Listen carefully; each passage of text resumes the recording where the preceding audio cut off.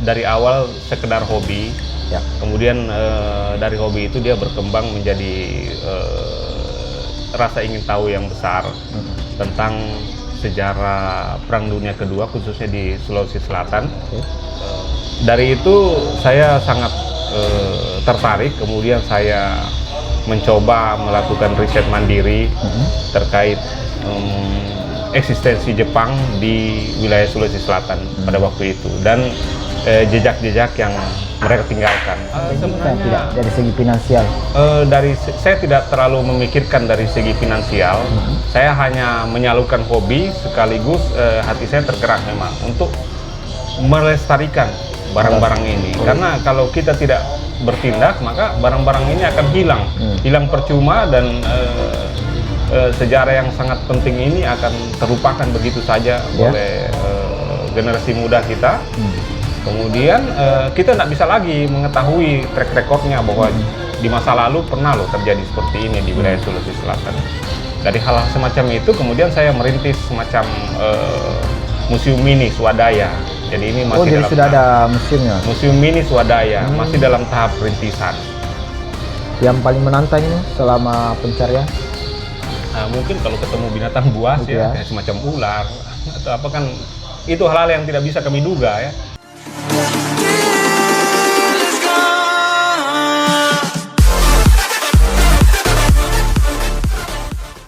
Assalamualaikum warahmatullahi wabarakatuh, dan apa kabar sahabat TV Pare? Kembali kami hadir di podcast 2 kursi.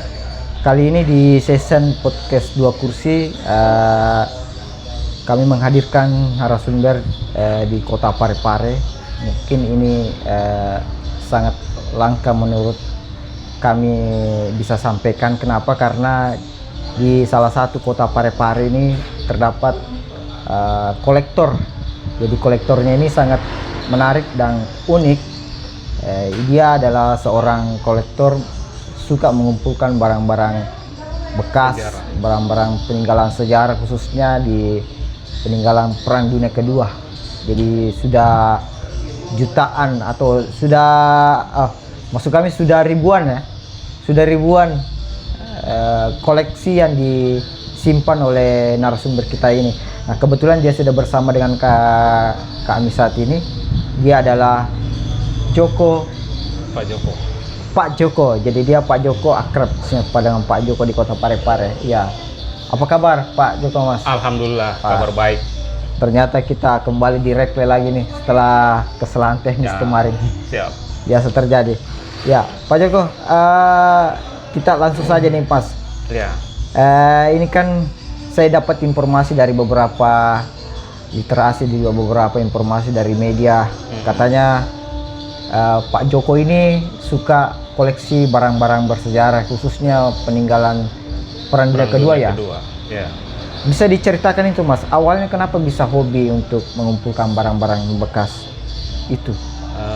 Sebenarnya memang dari awal sekedar hobi. Ya. Kemudian dari hobi itu dia berkembang menjadi rasa ingin tahu yang besar tentang sejarah Perang Dunia Kedua, khususnya di Sulawesi Selatan. Khususnya terkait era pendudukan Jepang atau era kolonial Jepang. Karena di era tersebut itu informasinya masih sangat kurang. Kemudian waktunya singkat, hanya Jepang itu di Indonesia hanya sekitar 3,5 tahun, 1942 sampai 1945. Namun demikian meninggalkan sebuah bekas yang mendalam dan juga sangat mempengaruhi tatanan dunia secara umum. Dari itu saya sangat tertarik, kemudian saya mencoba melakukan riset mandiri terkait eksistensi Jepang di wilayah Sulawesi Selatan pada waktu itu, dan jejak-jejak yang mereka tinggalkan. Jadi dari hal-hal itu kemudian saya melakukan riset mandiri. Saya sebagai penggiat sejarah Perang Dunia Kedua berupaya untuk menggali terkait benda-benda yang mereka tinggalkan dan hal-hal lain yang mereka tinggalkan. Pak Joko ini kan saya juga baru mengenal Pak Joko ini. Ya. Asli mana sebenarnya Pak Joko ini? Kalau saya bapak Jawa, Ya. ibu dari Sulawesi Utara, dari Kota Mobagu.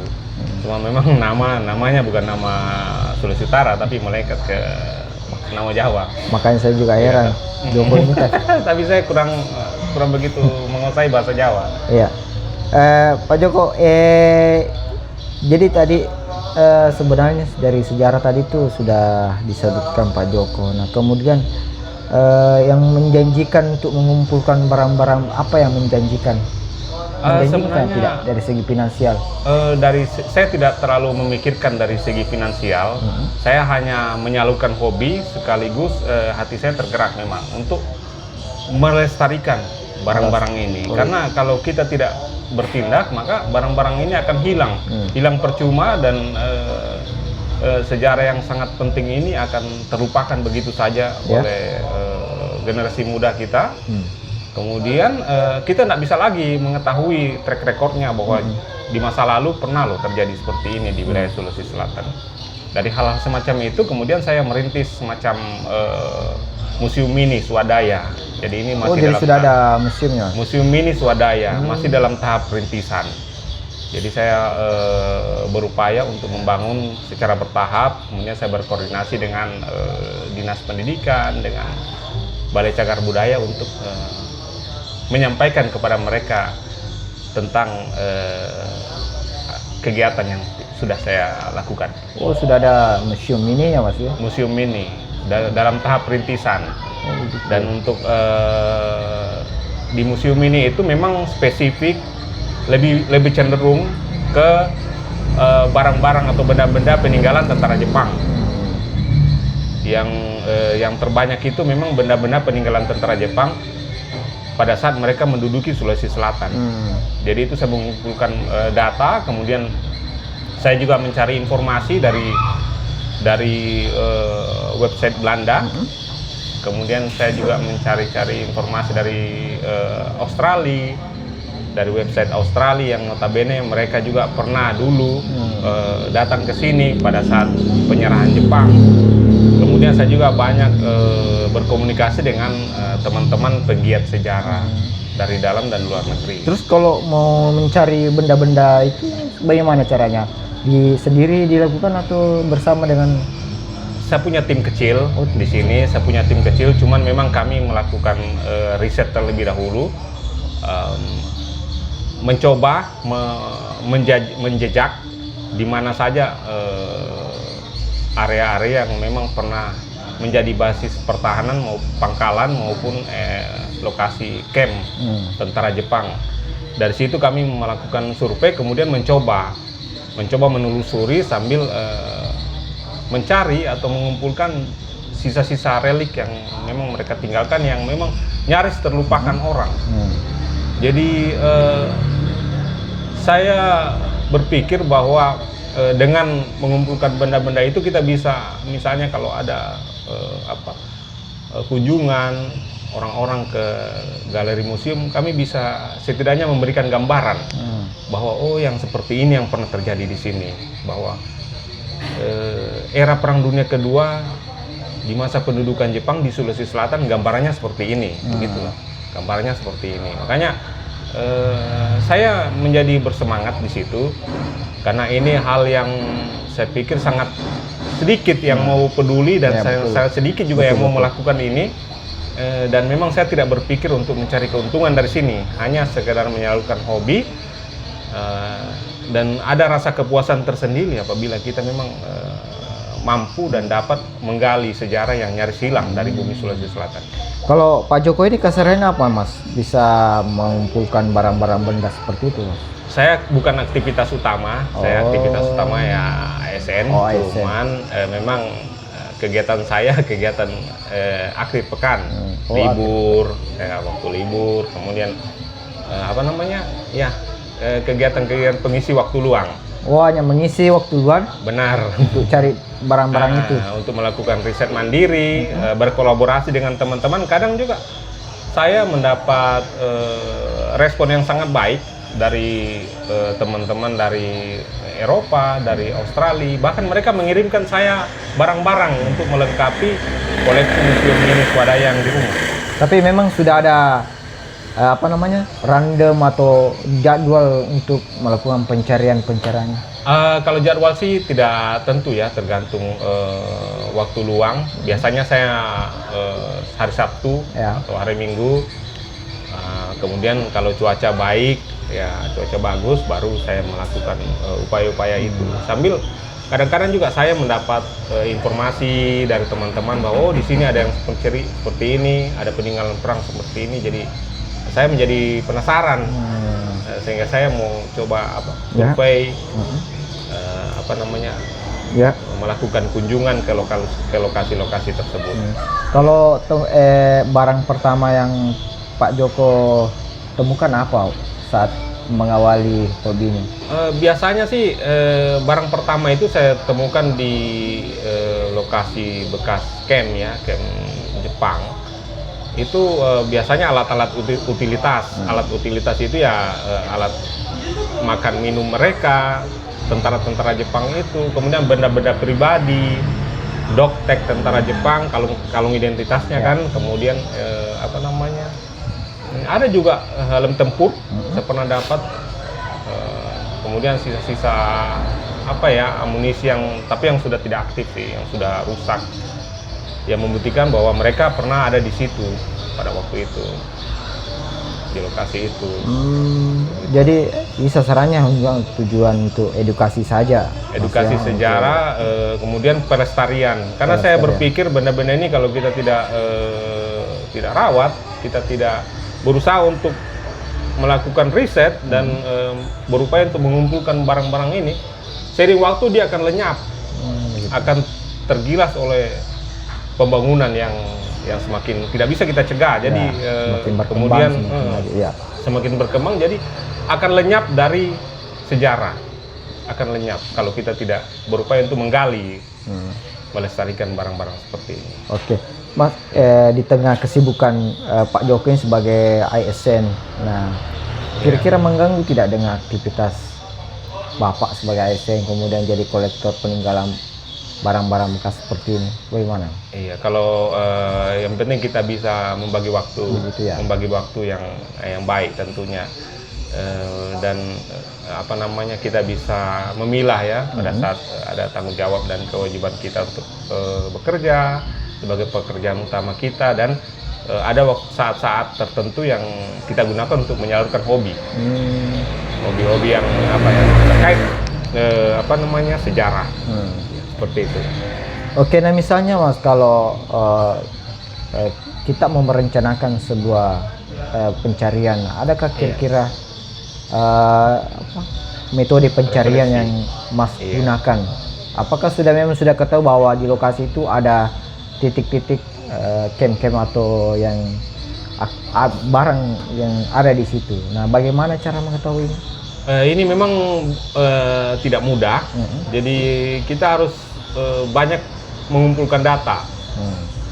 Jadi data-data kita di era Perang Dunia Kedua sebenarnya ada banyak di arsip Belanda, di Arsip Nasional Belanda, kemudian di website Australian War Memorial. Di situ ada banyak, di mana pada saat Perang Dunia Kedua kan tentara Belanda pernah ada di sini, tentara Australia pernah ada di sini, dan mereka memiliki catatan harian aktivitas mereka di sini, kemudian peta, mereka punya foto udara, mereka punya gambaran tentang basis-basis wilayah pangkalan Jepang yang ada di Sulawesi Selatan. Memang ini tidak mudah karena dia tersebar di beberapa wilayah, cuman yang saya jadi fokus itu memang di daerah Pindrang dan Nrekang. Perbatasan Pindrang dan Nrekang, di situ memang pernah ada pangkalan tentara Jepang yang cukup besar di sana, pangkalan tentara Angkatan Darat area kedua Jepang. Pada saat mereka belum menyerah, kemudian pada saat mereka sudah menyerah, lokasi itu menjadi semacam kamp interniran. Jadi lokasi itu digunakan untuk menampung tawanan perang Jepang yang pada saat penyerahan itu. Jadi awalnya itu pangkalan Jepang, kemudian berubah menjadi kamp atau kamp interniran Jepang.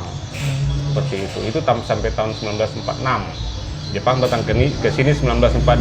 Mereka sempat mengambil alih pemerintahan, menguasai wilayah Sulawesi Selatan. Kemudian tahun 1945 mereka mengalami kemunduran. Akhirnya mereka menyerah. Mas kalau mau berangkat komunikasi dengan tim kecilnya atau memang secara bersamaan berangkat dengan tim-tim yang lain? Tidak, saya cuman biasanya sih saya hanya 1-2 orang yang saya temani. Kemudian kadang juga kami mendapat informasi sih dari misalnya ada teman yang punya misalnya lokasi. Dia bilang, oh di tempat saya ada, biasa ditemukan itu. Makanya kami ke sana, bergerak ke sana, kemudian mencari tahu informasi. Kadang-kadang juga kami tidak mendapatkan apapun di situ, hanya sekedar mendapatkan data bahwa di situ pernah ada pangkalan Jepang, namun hal-hal yang mereka tinggalkan sudah lenyap. Kalau alat yang digunakan, Mas? Biasanya kami menggunakan metal detektor. Metal detektor itu alat standar. Alat standar metal detektor, kemudian peta lama. Kemudian dokumen-dokumen pendukung catatan harian perang dari tentara Australia sama tentara Belanda seperti itu. Oke, Pak, ini kan boleh dikatakan Bapak hobi yang Bapak lakukan yang tekun ini atau yang Bapak lakukan ini boleh dikatakan adalah ekstrim, Pak ya?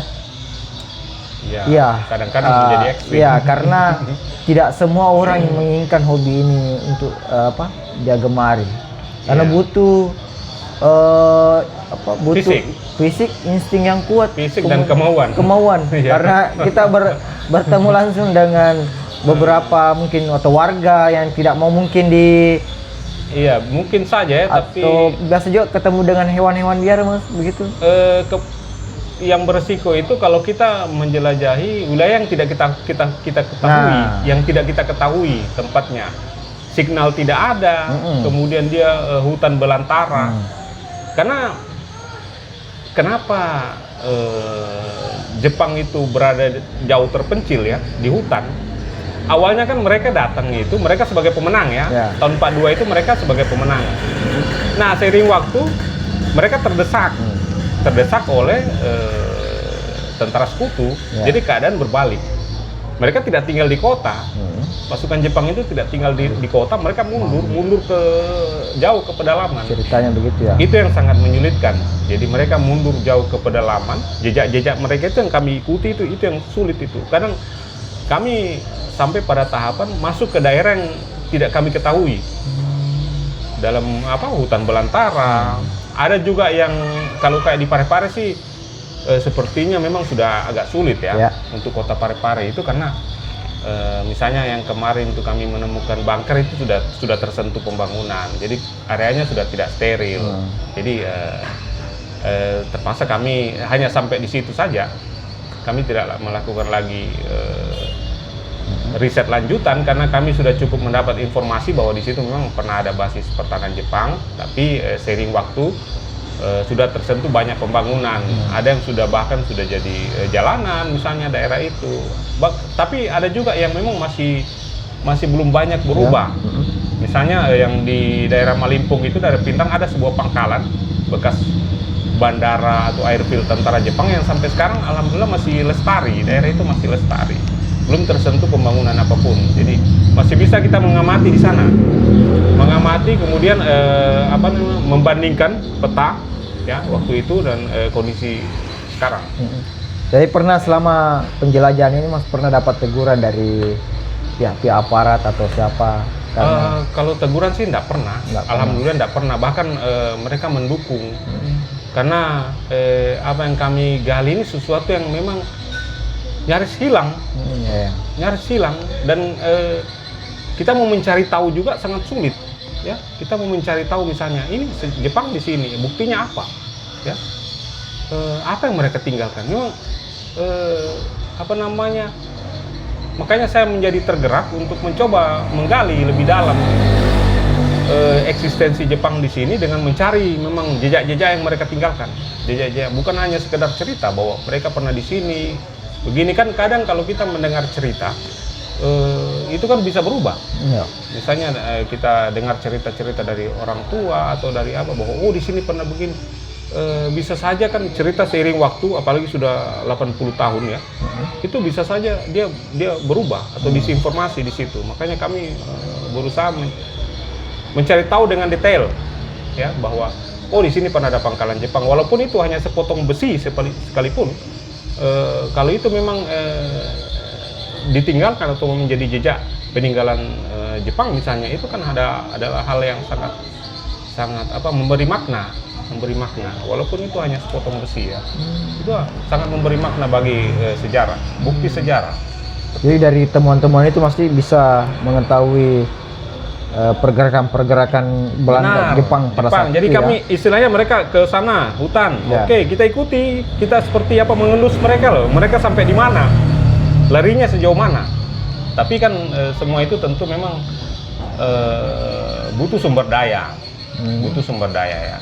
Tapi alhamdulillah kami dengan kemampuan saya sendiri, kemudian tekad, niat ya, alhamdulillah sedikit-sedikit saya telusuri yang masih bisa ditelusuri.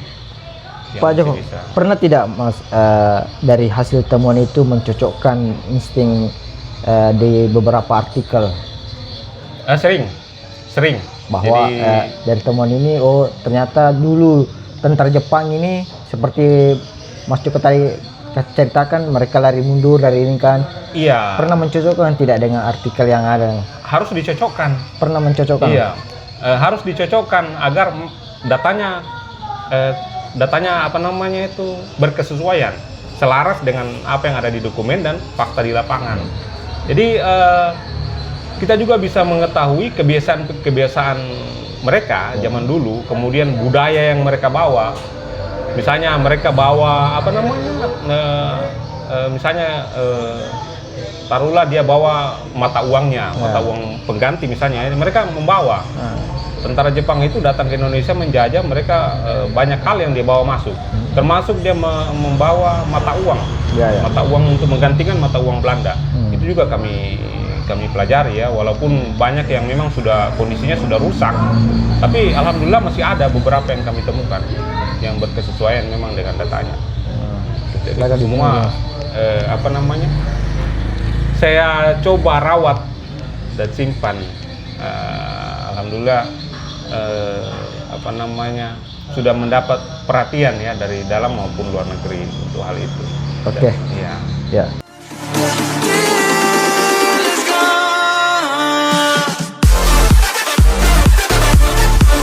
Mas, misalnya kalau jadi sebelum kita melakukan penjelajahan, persiapan apa yang Pak Joko lakukan sebelumnya? Tentu data, ya. Kemudian peralatan, kemudian informasi. Biasanya informasi itu kami dapat dari misalnya pemilik kebun. Oh gitu. Ya bahwa di tempat saya ada, konon ada, pernah ada tentara Jepang datang di sini. Kami senang mendapat informasi semacam itu. Jadi kami ke sana. Kemudian coba cek kayak yang kemarin kan kami ke sana jadi dia sementara menanam pisang, kemudian dia menggali tanah. Kawan kami itu dia dapat botol-botol Jepang. Dia informasikanlah ke kami bahwa saya dapat ini loh. Seperti botol-botol yang baru tenggelam? Bukan, jadi kami bisa tahu botol-botol medis Jepang itu kami bisa tahu. Jadi kami ke rumahnya untuk lihat itu bahwa ada memang benar. Memang benar dia temukan di tempatnya. Kami cocokkan di peta bahwa ya memang lokasinya ini bekas camp Jepang dulu, lokasinya dia ini. Ya alhamdulillah kami merasa sangat terbantu dengan itu.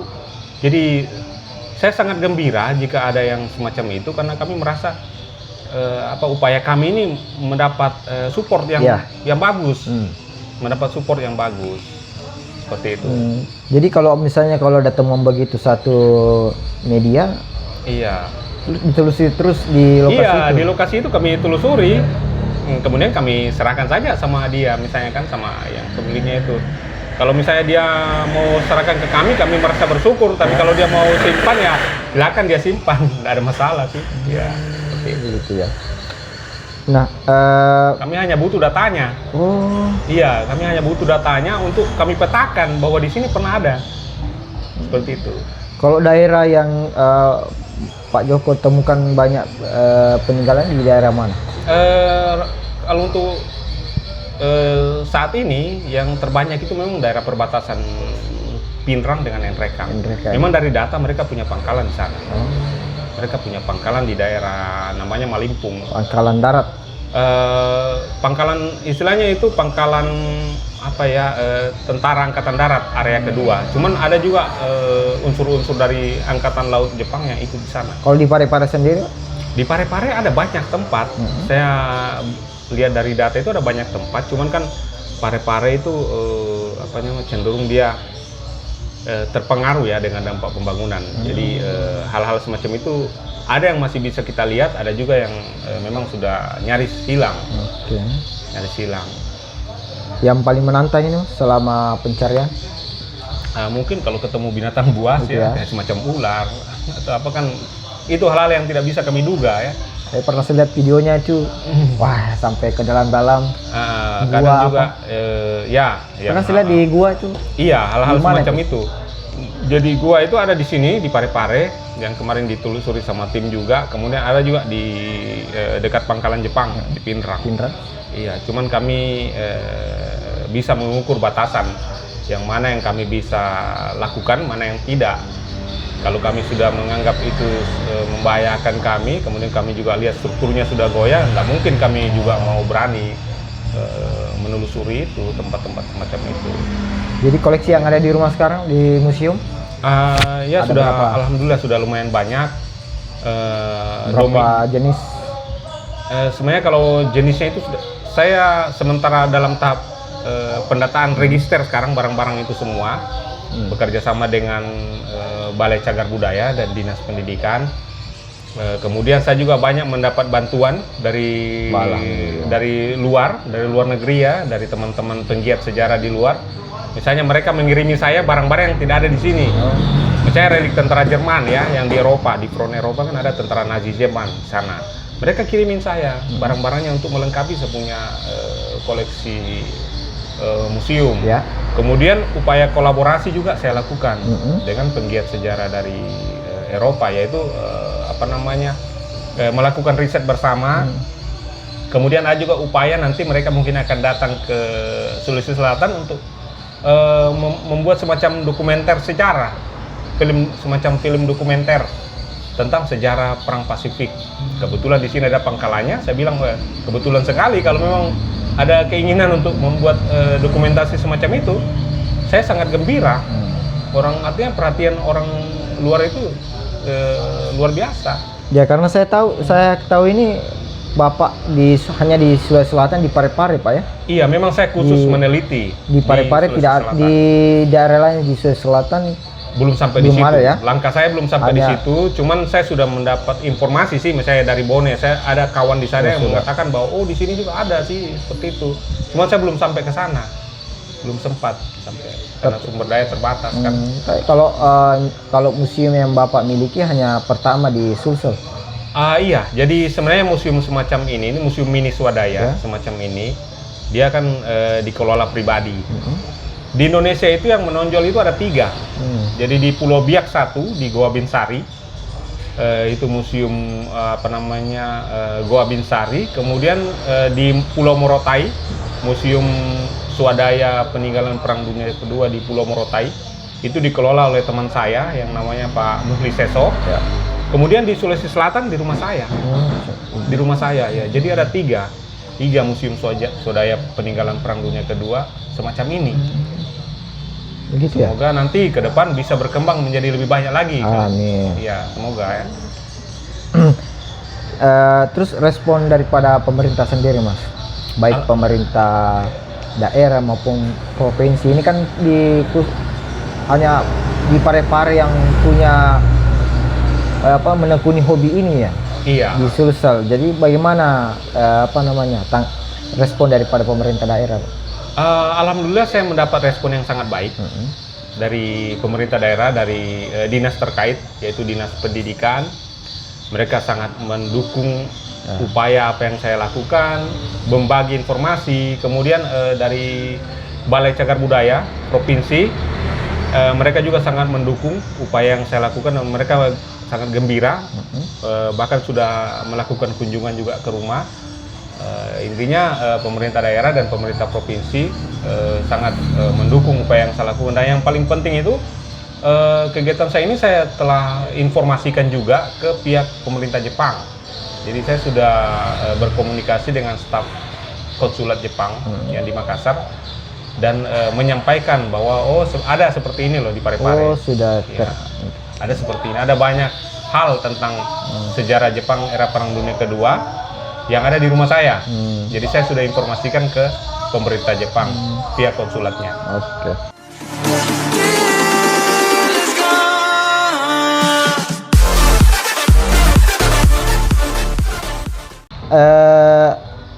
Pernah tidak juga Pak, dari hasil koleksi-koleksi yang Bapak miliki ada seseorang yang mau menawari untuk dibeli misalnya atau bagaimana? Iya, kalau itu banyak. Banyak. Cuman saya itu berprinsip saya akan menambah terus ya perbendaharaan koleksi di rumah. Jadi kalaupun terpaksa ada yang harus keluar dari rumah itu biasanya sih saya menginginkan barang yang tidak ada di rumah yang bisa saya tukar ya dengan barang yang ada di rumah, yang misalnya yang itemnya sama. Kadang saya barter dengan sesama penggiat sejarah yang mereka memiliki barang yang saya tidak punya di rumah. Makanya koleksi di rumah itu semakin lengkap karena biasa seperti itu. Oh, jadi selain barang peninggalan sejarah Perang Dunia Kedua juga ada barang-barang lain? Tidak, saya memang fokus di barang sejarah peninggalan Perang Dunia Kedua, khususnya memang peninggalan Jepang. Iya, peninggalan Jepang. Namun di rumah itu juga banyak beberapa item yang selain peninggalan Jepang ada juga milik sekutu, milik Jerman, ada. Berapa koleksi, Mas? Yang paling banyak koleksi yang dikumpulkan di museum ini? Ada doktek tentara Jepang, kalung identitas tentara Jepang, kemudian mata uang. Ya, mata uang koin yang biasa kami temukan, kemudian stempel hanko milik tentara Jepang, botol medis, dan juga peralatan utilitas. Peralatan utilitas yang saya maksud ini adalah peralatan makan minum tentara Jepang dan juga peralatan pendukung yang lain. Ya, misalnya alat perkakas. Pada saat mereka membangun camp, mereka butuh perkakas semacam gergaji, palu, kampak, itu semua saya temukan. Saya temukan di lokasi.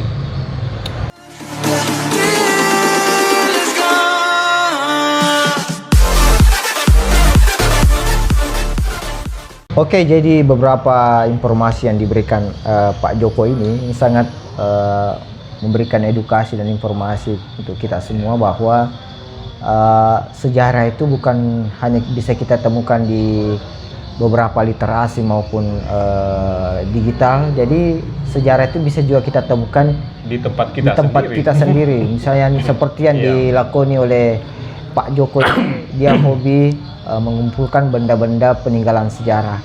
Dari temuan dari koleksinya itu kita bisa ketahui bahwa sejarah daripada masa lalu khususnya untuk Perang Dunia Kedua bahwa seperti ini gayanya dari hasil temuan itu.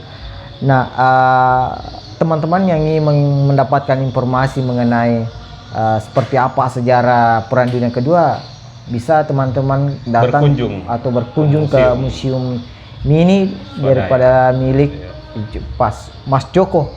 Selalu saya panggil Mas Joko, Pak Joko, di kota Parepare, di perumahan Grand Sulawesi. Jadi teman-teman bisa melihat langsung temuan hasil temuannya dan bisa berkomunikasi mengenai sejarahnya. Nah, dari situ ya bisa ada tambahan informasi.